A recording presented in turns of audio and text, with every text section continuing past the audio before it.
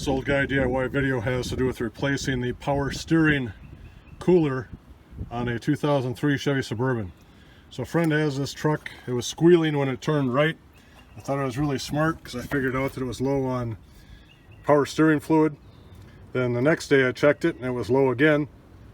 I didn't realize that these things had a cooler assembly until I went online. I found a great video from 1A Auto that I have linked below. And after checking that, I looked at my power steering cooler and I saw that it's all failed. So right now I'm just removing these little plugs.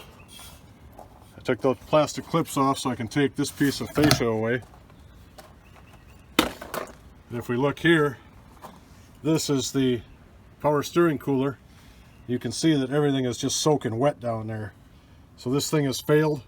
I have a new one due from Amazon here in a few minutes, so I'm going to pull this thing off. So the next thing I did was take out the 10mm bolt that was right here. And then you have these four little twisty things that engage, just a Phillips head screwdriver. You have two at the bottom. There's one here, one over here. So now I can take that grill out.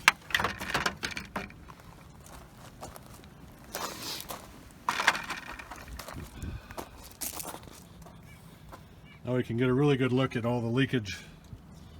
So I have fluid sitting everywhere here. The next step is to remove this bolt and this bolt for the 10mm socket. So those came out easily, so this is hanging loose. Now it's just a matter of crawling under the truck and see where these lines go. So we don't need to crawl under the truck. Just follow the lines in. One of them has a clip right here where it disconnects from the reservoir. And the other one has a clip right down here where it goes to the box for the rack and pinion. I'll try to get a view of what I just did. If you look down here, you can see this line that came off from beneath this big one. And the other one we have to get is right over here. Well, the USPS delivered the part as promised from Amazon. So one bolt there, one bolt there. I was able to just snake the lines back through here and then reach inside the vehicle.